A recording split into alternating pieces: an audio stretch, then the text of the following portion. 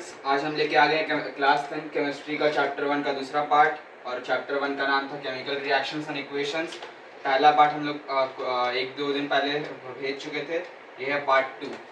इसमें हम लोग कुछ और नए नए चीज़ें सीखेंगे। तो चलिए शुरू करते हैं। हम लोग क्या क्या पढ़े थे, एक बार रिवाइज कर लेते हैं। हम लोग पढ़ते चेंज क्या होता है। चेंज कोई भी ऑब्जेक्ट का पहले वाला प्रीवियस स्टेट और फाइनल स्टेट, अगर ऑब्जेक्ट के प्रीवियस स्टेट या फाइनल स्टेट में अगर कोई चेंज आ रहा है तो उसको ये मतलब अगर कोई भी इन दोनों में अगर कुछ भी फर्क हुआ तो उसको चेंज कहते हैं।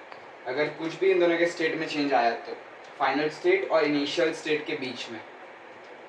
फिर हम लोग ये पढ़े कि चेंज दो तरह का होता है, एक फिजिकल एक केमिकल। फिजिकल में बस शेप साइज और कलर में चेंज आता है, लेकिन केमिकल में एटम्स मॉलिक्यूल्स के अरेंजमेंट में चेंज आता है और एक नया सब्सटेंस फॉर्म होता है। फिर हम लोग देखा थे कैरेक्टरिस्टिक्स ऑफ केमिकल चेंज। क्या क्या था, चेंज इन कलर था, इवोल्यूशन ऑफ गैस था, फॉर्मेशन ऑफ प्रेसिपिटेट था, चेंज इन टेम्परेचर था, और एक और था चेंज इन फिजिकल स्टेट। ये हम लोग पढ़े थे। फिर आगे हम लोग क्या पढ़े, आगे हम लोग ये देखे थे, सब पे एग्जांपल देखे थे जो जो भी था कैरेक्टरिस्टिक्स ऑफ केमिकल रिएक्शंस। फिर हम लोग ये पढ़े केमिकल रिएक्शन था क्या, कि अगर जो केमिकल चेंज आ रहा है उसके प्रोसेस को केमिकल रिएक्शन बोलते हैं, और केमिकल रिएक्शन को अगर सिंबल्स के फॉर्म में लिखे तो उसे केमिकल इक्वेशन बोलते हैं। अगर केमिकल इक्वेशंस के दोनों तरफ रिएक्टेंट साइड और प्रोडक्ट साइड अगर हर एक एलिमेंट का नंबर ऑफ एटम्स सेम है तो उसको बोलते हैं बैलेंस केमिकल इक्वेशन, और अगर नहीं सेम है तो उसको बोलते हैं अनबैलेंस्ड या स्केलेटल केमिकल इक्वेशन। फिर हम लोग ये पढ़े फोटोसिंथेसिस क्या होता है, एक्सोथर्मिक एंडोथर्मिक। एक्सोथर्मिक मतलब जहाँ पे हीट होता है रिलीज, और एंडोथर्मिक मतलब जहाँ हीट होता है एब्जॉर्ब। ठीक, फोटोसिंथेसिस क्या था, एक फोटोसिंथेसिस था एक एंडोथर्मिक रिएक्शन, लेकिन जो रेस्पिरेशन था वो था एक्सोथर्मिक रिएक्शन। यहाँ तक ठीक है। इसके बाद हम लोग कुछ और पढ़ते थे, सॉल्ट्स पढ़े थे, CuSO4, Fe, फेरस सल्फेट था, कॉपर सल्फेट था। इसको बोलते थे ब्लू विट्रॉल, इसको बोलते थे ग्रीन विट्रॉल। ठीक, इसके बाद था burning of natural gas. Burning of natural gas क्या है, नेचुरल गैस मतलब मीथेन। जब ये बर्न करेंगे इसको प्रेजेंस ऑफ ऑक्सीजन क्या फॉर्म करता था, CO2 और हाइड्रोजन, और heat energy plus light energy. ये कौन सा रिएक्शन था, एक्सोथर्मिक रिएक्शन। मैं अब एक बहुत इंपॉर्टेंट केमिकल रिएक्शन बताने जा रहा हूँ, इसको आप लोग सब याद रखिएगा।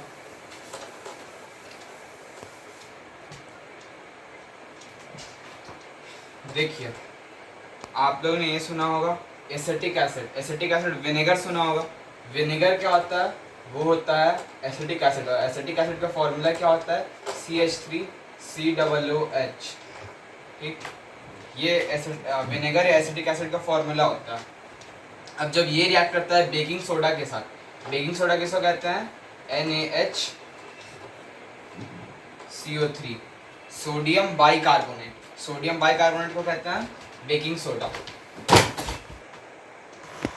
तो क्या बता रहे थे कि जब एसिटिक एसिड जिसको विनेगर बोलते हैं, जब ये रिएक्ट करेगा बेकिंग सोडा के साथ जिसको बोलते हैं सोडियम बाइकार्बोनेट या हाइड्रोजन कार्बोनेट,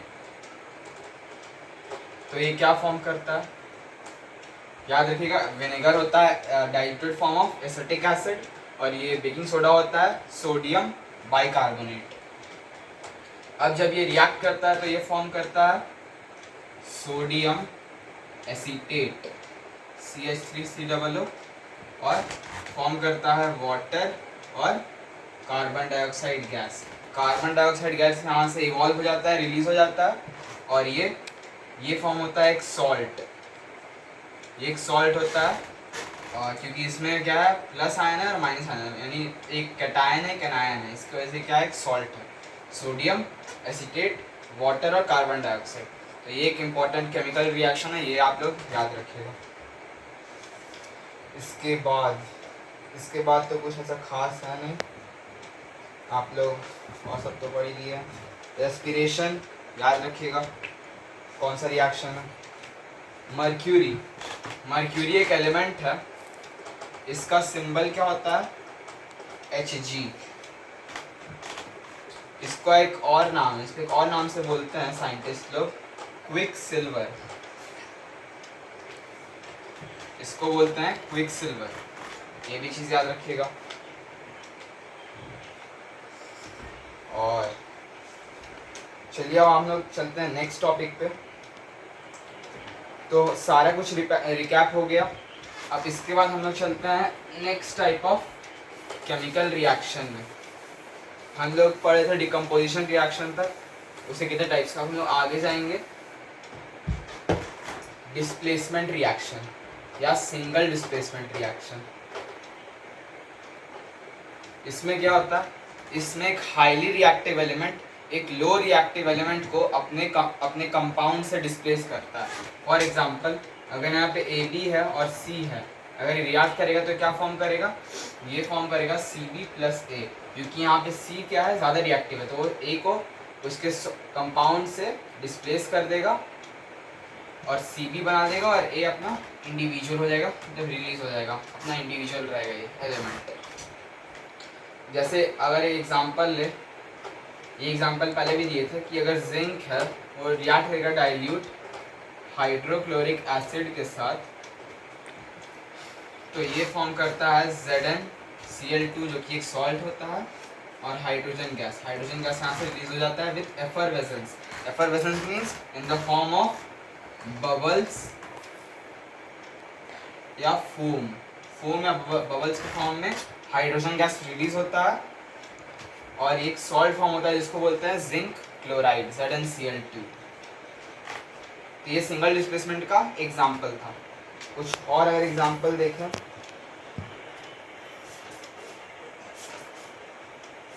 हाँ एक और आप लोग ये एग्जाम्पल देखिए, ये अच्छा एग्जाम्पल है। जिंक है, ये रिएक्ट करेगा फेरस सल्फेट के साथ, क्या फॉर्म करेगा,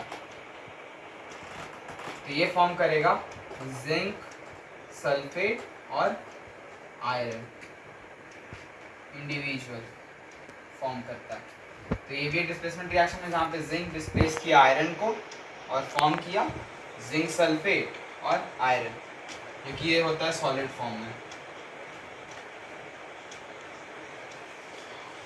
अब एक चीज़ और, कॉपर है, कॉपर लीजिए इंडिविजुअल, जब ये रिएक्ट करता है फेरस सल्फेट के साथ, तो बताइए यहाँ क्या फॉर्म होगा। यहाँ पे एक्चुअली कुछ फॉर्म नहीं होगा, यहाँ पे कोई रिएक्शन ही नहीं होगा। क्यों? क्योंकि जो कॉपर है वो आयरन से लेस रिएक्टिव है, इसलिए। अब ये कैसे पता लगेगा कौन सा एलिमेंट ज़्यादा रिएक्टिव है, कौन सा कम रिएक्टिव है। जनरली आपको मेटल में पता लगवाना रहता है, तो उसका भी एक ट्रिक है।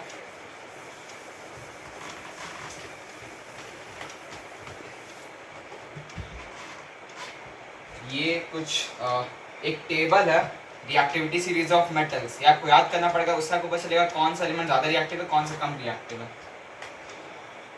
देखिए मैं लिख रहा हूँ, के का मतलब होता है पोटेशियम, Na का मतलब सोडियम, Li का मतलब लिथियम, Ba का मतलब बेरियम, Ca का मतलब कैल्शियम, Mg का मतलब मैग्नीशियम, Al का मतलब एल्यूमिनियम,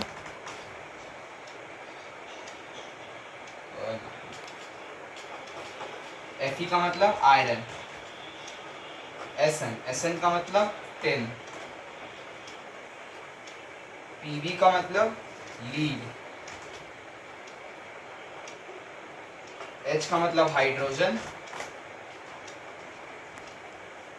Cu का मतलब कॉपर,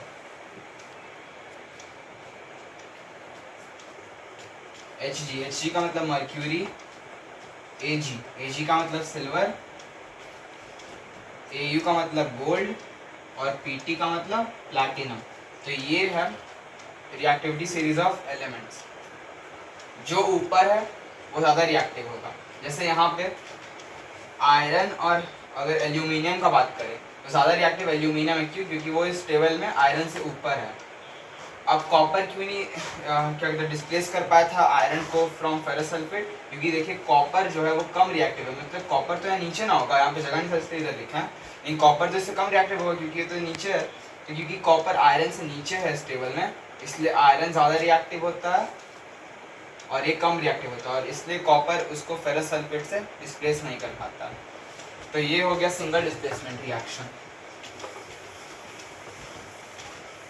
अब आते हैं सिंगल डिस्प्लेसमेंट रिएक्शन का एक और टाइप होता है जिसको बोलते हैं डबल डिस्प्लेसमेंट रिएक्शन। इसमें क्या होता है? इसमें बेसिकली होता है एक्सचेंज ऑफ आयंस।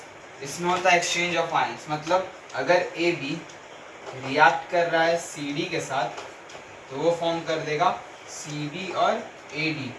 मतलब यहाँ पे कैटायंस, आयंस मतलब क्या होता है? दो आयंस होता है, कैटायंस और एनायंस। तो कैटायंस और एनायंस का यहाँ पे एक्सचेंज होता है। जैसे ये कैटायन, ये कैटायन, ये एनायन, ये एनायन।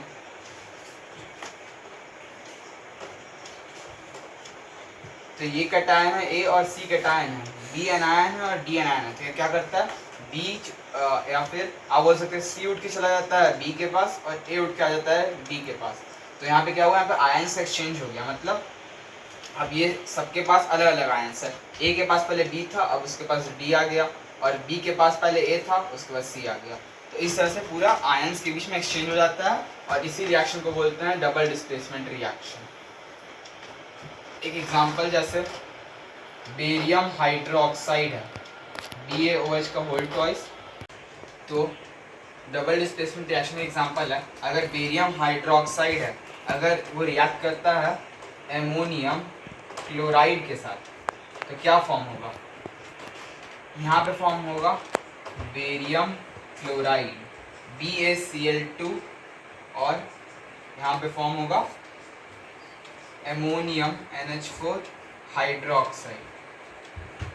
तो ये रिएक्शन। अब ये रिएक्शन की एक खास बात ये है कि डबल डिस्प्लेसमेंट रिएक्शन का एक प्रॉपर्टी है कि कभी भी ना ये जो दो सब्सटेंस है हमेशा ये जनरली सॉल्यूशन स्टेट, मतलब वाटर डिजॉल्व स्टेट या फिर एक्वियस फॉर्म में ये रिएक्शन होता है। जनरली ये रिएक्शन एक्वियस फॉर्म में होता है, लेकिन इस रिएक्शन, ये जो रिएक्शन लिखे हैं इस रिएक्शन का ये है खास बात कि ये पूरा का पूरा रिएक्शन सॉलिड फॉर्म में भी हो सकता है। कि जब आप बेरियम हाइड्रोक्साइड को जब आप रिएक्ट करवाते हैं अमोनियम क्लोराइड के साथ तो ये सॉलिड फॉर्म में ही क्या फॉर्म कर देता है? बेरियम क्लोराइड फॉर्म कर देता है और अमोनियम हाइड्रोक्साइड फॉर्म कर देता है, जो कि एक डबल डिस्प्लेसमेंट का एक रिएक्शन का एग्जांपल है। और ये भी सॉलिड फॉर्म में होता है, ये भी सॉलिड फॉर्म में होता है। और ये रिएक्शन क्या है? एंडोथर्मिक या एक्सोथर्मिक? ये होता है एंडोथर्मिक, यानी यहाँ पे होता है हीट एब्जॉर्ब। इसलिए जिस टेस्ट ट्यूब में या जिस बीकर में आप इस रिएक्शन जब आप करोगे तो देखो जब आप इस बीकर को छुओगे तो ये बीकर बहुत ठंडा रहेगा। क्यों? क्योंकि सारा हीट एब्जॉर्ब हो जाता है। इसलिए मान लीजिए अगर आप यहाँ पे जैसे यहाँ पे एक एक्टिविटी दिया हुआ है बुक में, वो आप लोग देख लीजिएगा। क्या किया है? एक वुड लिया है, एक लकड़ी लिया, उसके ऊपर ये एक बीकर रख लिया, इसमें डाला बेरियम हाइड्रोक्साइड और एक तरफ से डाला एमोनियम क्लोराइड। अब ये दोनों रिएक्ट करके क्या फॉर्म करता है? अभी बताए थे बेरियम क्लोराइड और एमोनियम हाइड्रोक्साइड ये फॉर्म किया। ये एक बेस होता है, ये आगे पढ़ेगा आप लोग acid base and salt chapter में। अब इसमें हुआ क्या? आप क्या करो ना, जब आप रिएक्शन करने से पहले आप क्या करो, यहाँ पे थोड़ा पानी रख दो इस वुड के ऊपर, और तब इस बीकर को पानी के ऊपर रखो और फिर ये रिएक्शन करवाओ। होगा क्या?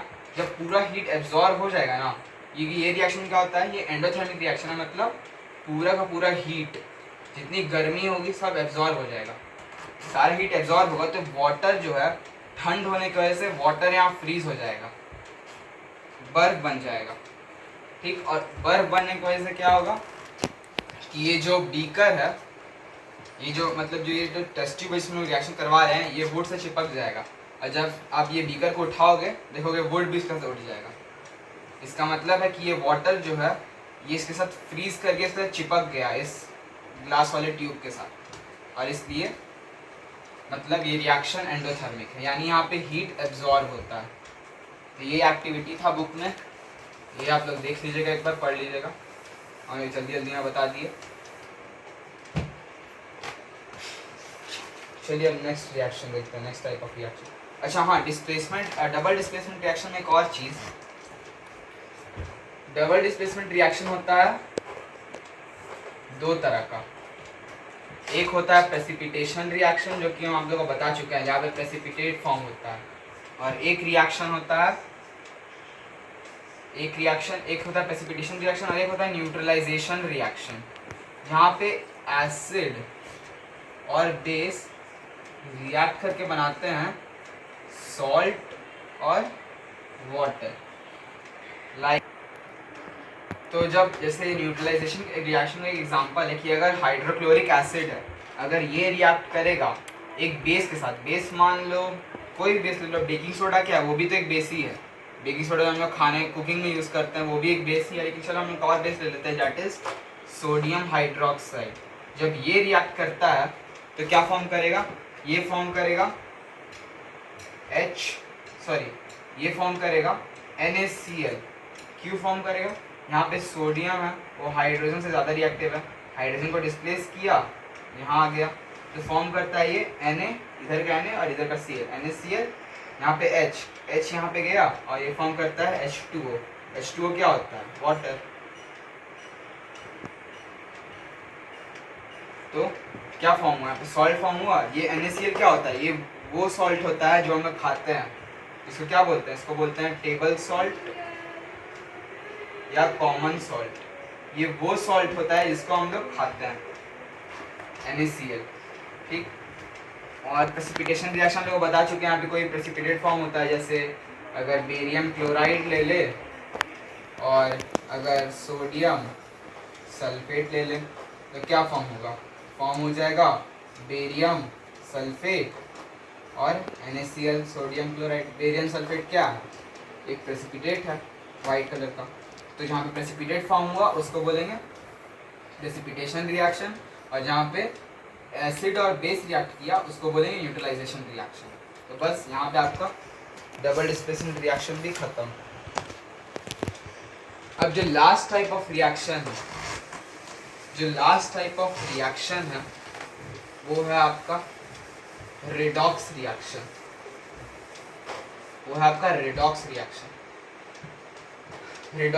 अच्छा, आप लोग 7th 8th में पढ़े होंगे ऑक्सीडेशन और रिडक्शन।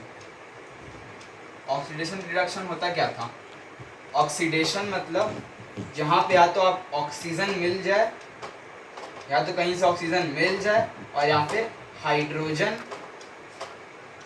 हट जाए, और वहीं रिडक्शन इसका बिल्कुल ऑपोजिट होता था। अगर यहाँ पे ऑक्सीजन ऐड होता है तो रिडक्शन में क्या होता था कि ऑक्सीजन हट जाता था और हाइड्रोजन मिल जाता था। तो ऑक्सीडेशन में क्या होता है, ऑक्सीजन मिलता है, हाइड्रोजन नहीं मिल, हाइड्रोजन या तो हट जाता है, और यहाँ पे क्या होता है, ऑक्सीजन हटता है, हाइड्रोजन मिल जाता है। और अगर ये दोनों चीज़ ऑक्सीडेशन और रिडक्शन अगर दोनों किसी रिएक्शन में एक साथ हो गए तो इसको बोलते हैं रिडॉक्स रिएक्शन। जैसे अगर एक एग्जांपल दे तो ये वाला एग्जांपल देखिए, मैग्नीशियम ऑक्साइड, या फिर ये वाला थोड़ा टफ है, इससे पहले एक इजी वाला रिएक्शन देखते हैं जो एकदम इजी हो। हाँ, एक ये ले लीजिए आप, Mn, जिसको क्या बोलते हैं, मैंगनीज ऑक्साइड और HCl हाइड्रोक्लोरिक एसिड। ये क्या फॉर्म करेगा, ये फॉर्म करता है MnCl manganese chloride plus water plus chlorine gas हो रही है। अब यहाँ पे रिडॉक्स रिएक्शन कैसे है, तो सबसे पहले ये देखो, इस ये वाले कंपाउंड पे देखो, यहाँ इस कंपाउंड से जो मैंगनीज ऑक्साइड है, क्या यहाँ से ऑक्सीजन हटा, ऑक्सीजन हटने को क्या बोलते थे, रिडक्शन, यानी मैंगनीज ऑक्साइड का क्या हुआ, रिडक्शन। अब वहीं HCl देखें, अब यहाँ पे H का बात है, तो क्या H को मिल गया, वो यहाँ पे ऑक्सीजन मिल गया, तो इसका क्या हो गया, H का हो गया ऑक्सीडेशन, यानी HCl का हो गया ऑक्सीडेशन और मैंगनीज ऑक्साइड का हो गया रिडक्शन। तो यहाँ पे रिडक्शन और ऑक्सीजन हो गया एक साथ, उसको क्या बोलते हैं, रिडॉक्स रिएक्शन। अब एक और एग्जांपल देखते हैं। ये एग्जांपल थोड़ा सा मतलब कभी कभी थोड़ा कंफ्यूजन क्रिएट करता है, लेकिन इसका एक इजी ट्रिक बताने वाले हैं। ये रिएक्शन है, ये वाला मैग्नीशियम ऑक्साइड फॉर्म करता है MgO, अगर इसको बैलेंस कर दे ऐसे। अब बहुत बार CBSE बोर्ड्स में क्वेश्चन पूछा है कि मैग्नीशियम ऑक्साइड और ये जो फॉर्म करता है मैग्नीशियम ऑक्साइड, तो क्या ये रिडॉक्स रिएक्शन है कि नहीं। अब सब लोग कहते हैं कि हाँ मैग्नीशियम तो ऐड हो रहा है, सॉरी ऑक्सीजन तो ऐड हो रहा है मैग्नीशियम में, तो इसका तो ऑक्सीडेशन हुआ, लेकिन यहाँ रिडक्शन तो हो नहीं रहा है, तो फिर ये रिडॉक्स रिएक्शन कैसे हुआ, क्योंकि रिडॉक्स रिएक्शन के लिए तो ऑक्सीडेशन और रिडक्शन दोनों एक साथ चाहिए, यहाँ पे तो केवल हुआ ऑक्सीडेशन, तो फिर ये रिडॉक्स रिएक्शन कैसे है। तो इसका एक ट्रिक है। दरअसल रिडॉक्स रिएक्शन फाइंड करने का केवल यही तरीका नहीं होता कि ऑक्सीजन का रिमूवल हो रहा है, ऑक्सीजन का एडिशन हो रहा है, ये देख के एक और चीज़ होता है कि जो एलिमेंट्स है ये इलेक्ट्रॉन गेन कर रहा है कि लूज कर रहा है। ये एक ट्रिक है, ये देखिए OIL, oxidation is loss, oxidation is loss, इसका मतलब है oxidation is loss of electron. अगर एलिमेंट्स इलेक्ट्रॉन लूज किया तो उसको बोलते हैं ऑक्सीडेशन। और एक और है एक कीवर्ड रिग, रिग का मतलब है reduction, reduction is gain of electron. तो रिडक्शन R से हो गया रिडक्शन, I से हो गया इज और G से हो गया गेन, यानी जहाँ पे रिडक्शन वो होता है जहाँ पे इलेक्ट्रॉन गेन हो रहा है यानी मिल रहा है। और ऑयल का मतलब क्या, ऑक्सीडेशन इज लॉस, यानी जहाँ पे ऑक्सीडेशन हटा वहाँ हो गया ऑक्सीडेशन, और जहाँ इलेक्ट्रॉन्स मिला वहाँ हो गया रिडक्शन। अब यहाँ पे देखो, यहाँ पे क्या हो रहा है, अभी तो ये सिंगल है यानी स्टेबल है ये वाला एलिमेंट, तो यहाँ पे इसके पास भी 0 है, इसके पास भी 0 है, ये भी न्यूट्रल है पूरा दोनों, मैग्नीशियम और ऑक्सीजन, क्योंकि ये दोनों अलग अलग है। अब यहाँ पे मेरा तो ये फॉर्म क्या किया, मैग्नीशियम का क्या होता है चार्ज +2, ऑक्सीजन का क्या होता है -2। अब यहाँ पे देखो ऑक्सीजन बोल रहे हैं, मैग्नीशियम +2 चार्ज में, यानी इलेक्ट्रॉन्स गेन किया, इलेक्ट्रॉन्स लूज किया, तभी ना माइनस चार्ज हटा और ये प्लस चार्ज आ गया। इसका मतलब क्या है, ये इलेक्ट्रॉन्स को क्या कर रहा है, लूज कर रहा है, और लूज ऑफ इलेक्ट्रॉन को क्या बोलते थे, ऑक्सीडेशन इज लूज, यानी मैग्नीशियम का हो रहा है ऑक्सीडेशन। अब भाई ऑक्सीजन देखो, ऑक्सीजन का पहले 0 था, अब -2 आ गया, यानी माइनस चार्ज आ गया, यानी इलेक्ट्रॉन्स गेन किया होगा, और क्या था, रिडक्शन इज गेन, यानी इसका हो गया रिडक्शन, यानी ऑक्सीडेशन रिडक्शन एक साथ हो गया, तो क्या है, रिडॉक्स रिएक्शन। तो इस तरीके से ढूंढा जा सकता है कि कौन सा रिडक्शन है, कौन सा ऑक्सीडेशन है। तो ये ज़्यादा अच्छा प्रोसेस है, ज़्यादा अच्छा मेथड है आइडेंटिफाई करने का कौन सा रिडॉक्स और कौन सा नहीं है। अब ये जो ऑक्सीडेशन हम लोग पढ़े, इसका अब हम लोग लास्ट पार्ट भी चल रहे हैं इस चैप्टर का। ऑक्सीडेशन जो है, इसका हम लोग को देखना है लाइफ पे क्या क्या इफेक्ट्स रहता है। मेनली हम लोग को यहाँ पे 2 ही पढ़ना है, 2 इफेक्ट्स रहता है इसका। एक तो रैंसिडिफिकेशन और एक रहता है कोरोजन। अच्छा, आप देखे होंगे कि कोई भी अगर लोहे का सामान है, जैसे कोई भी लोहा है, जिसका देखोगे कुछ दिनों तक आप इसको ऐसे खुला रख दो, देखोगे उस पर एक रेडिश लेयर चढ़ जाता है, जिसको जंग बोलते हैं हिंदी में, और उसको इंग्लिश में बोला जाता है रस्ट। हम लोग बोलते हैं कोई भी लोहा जो हम बोलते हैं उस पर जंग लग गया, तो वो जंग का एक्चुअली नाम क्या होता है, रस्ट होता है। ठीक, अब तो ये रस्ट क्या है, एक तरह का कोरोजन ही है।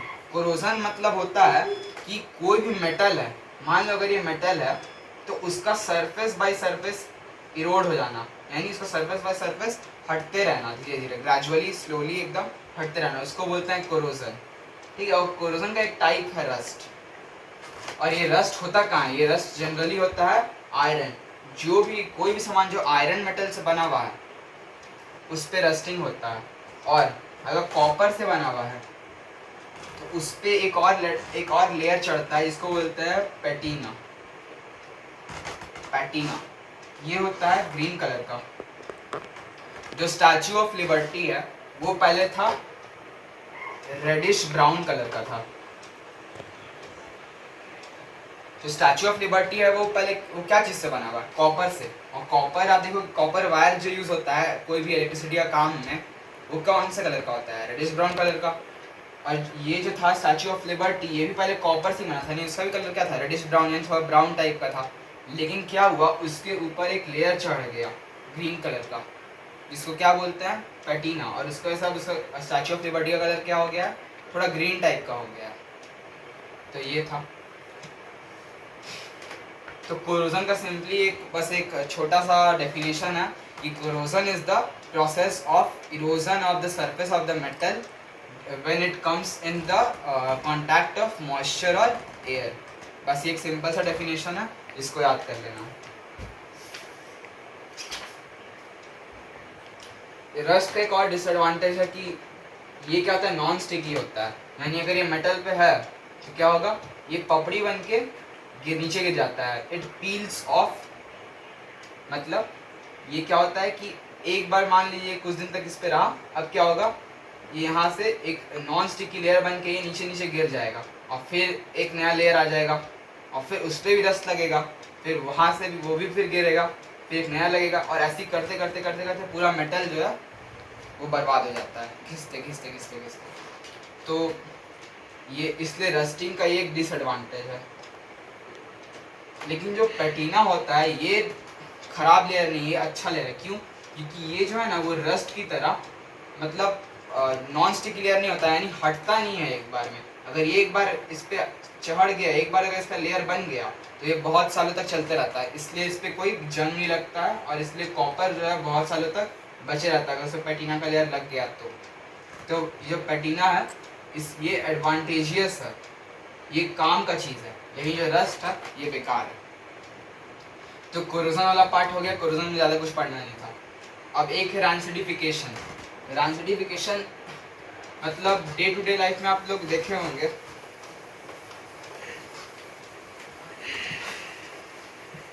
आप लोग देखेंगे डे टू डे लाइफ में, अगर आप लोग कोई खाने का सामान ऐसे खुले में छोड़ दोगे, देखोगे उसका टेस्ट जो होता है वो खराब हो जाता है। क्यों? दरअसल मान लीजिए कोई बिस्किट है, आप उसको बस बाहर छोड़ दो टेबल पे, क्या होगा? आप बाद में देखोगे एकदम सॉफ्ट सा हो जाएगा, उसका स्मेल चेंज हो जाएगा। क्यों होता है ऐसा? दरअसल ये जो बिस्किट है या कोई भी जो फूड है उसमें होता है ऑयल और फैट। अब ये जो ऑयल और फैट होता है ना, ये रिएक्ट कर जाता है किसके साथ? एयर में प्रेजेंट क्या है? ऑक्सीजन। ऑक्सीजन के साथ हो गया रिएक्ट, और ऑक्सीजन के साथ रिएक्ट होके ना इसका जो स्मेल है वो बिल्कुल एकदम अनप्लीजेंट हो जाता है, बहुत ख़राब सा स्मेल हो जाएगा उसका, और टेस्ट भी है उसका बिल्कुल चेंज हो जाएगा। इसी को क्या बोलते हैं? रैंसिडिफिकेशन बोलते हैं इस प्रोसेस को।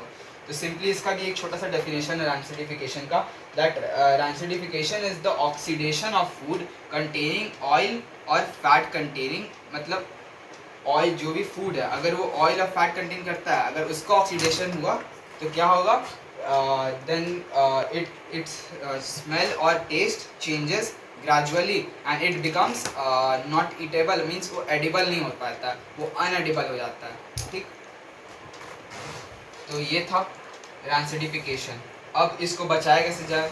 तो कुछ यहाँ पे ज़्यादा कुछ नहीं है, रेफ्रिजरेटर्स का हम लोग इसलिए यूज़ करते हैं कि फूड जो है वो ऑक्सीडेशन होने से बचे रहे। कुछ हम लोग देखोगे चिप्स है, चिप्स का पैकेट होता है, उसमें भरा रहता है नाइट्रोजन गैस। नाइट्रोजन गैस क्यों भरा रहता है? कि जो चिप्स है वो ऑक्सीजन से रिएक्ट करे और अपना स्मेल चेंज ना कर दे। इसलिए यहाँ पे नाइट्रोजन भर दिया जाता है कि नाइट्रोजन जो है वो चिप्स से रिएक्ट ना करे और चिप्स जो है वो ठीक रहे। ऑक्सीजन इसलिए नहीं रहता क्योंकि अगर ऑक्सीजन से रिएक्ट किया तो इसका टेस्ट खराब कर देगा। तो एक आप इसको अगर कोई भी खाने को बचाना है रैंसिडिफिकेशन से तो आप उसको रेफ्रिजरेटर्स में रखो या फिर एयर टाइट कंटेनर्स में रखो। जैसे चिप्स का पैकेट, वो भी क्या होता है, एयर टाइट कंटेनर होता है, बिल्कुल टाइट होता है, उससे ऑक्सीजन पार नहीं हो पाता है, तो वो भी क्या हो गया, एक एयर टाइट कंटेनर हो गया। या तो उसमें रखो, उससे भी क्या होगा, आपका ऑक्सीडेशन नहीं होगा, यानी रैंसिडिफिकेशन नहीं होगा। या फिर कुछ आप एंटीऑक्सीडेंट्स यूज़ कर लो जो कि ऑक्सीडेशन होने से बचाते हैं, जो कि ऑक्सीजन को रिएक्ट करने से रोकता है, एंटीऑक्सीडेंट्स। ये चीज़ तो इसी के साथ चैप्टर तो थोड़ा मतलब कंप्लीट हो गया पूरा, लेकिन एक दो चीज़ हम आप लोग को और बताना चाहेंगे।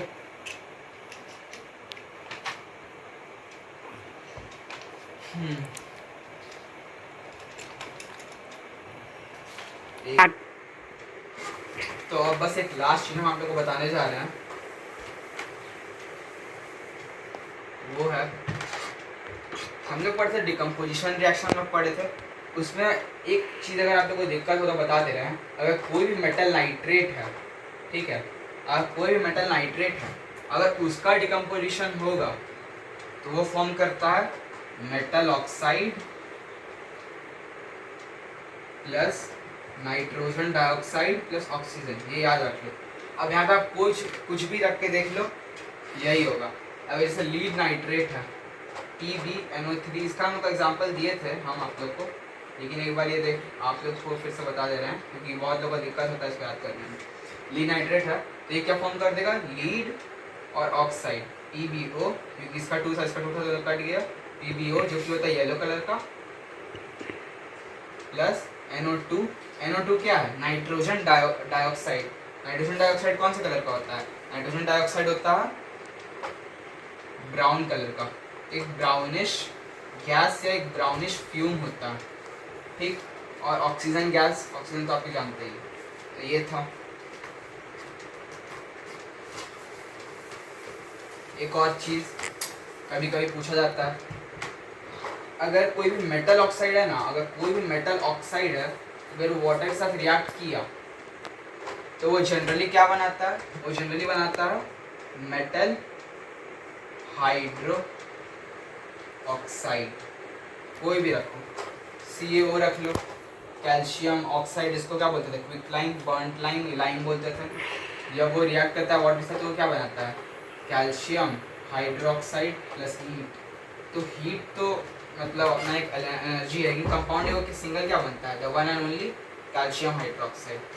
एक और रख लो Na2O प्लस H2O, क्या बनाएगा, NaOH का whole twice plus heat, sorry यहाँ पे NaOH हुआ केवल, और ये NaOH क्या होता है, एक स्ट्रॉन्ग बेस होता है, जो कि आप लोग आगे पढ़ते हैं। तो इस चैप्टर में केवल इतना ही था। सारे कलर्स याद कर लीजिएगा, जैसे कॉपर सल्फेट का ब्लू, फेरस सल्फेट का ग्रीन, कॉपर ऑक्साइड का इससे बहुत क्वेश्चन आता है, ये ब्लैक कलर का होता है। सारा प्रेसिपिटेट का आप लोग को कलर बता दिए थे, बेरियम सल्फेट का वाइट,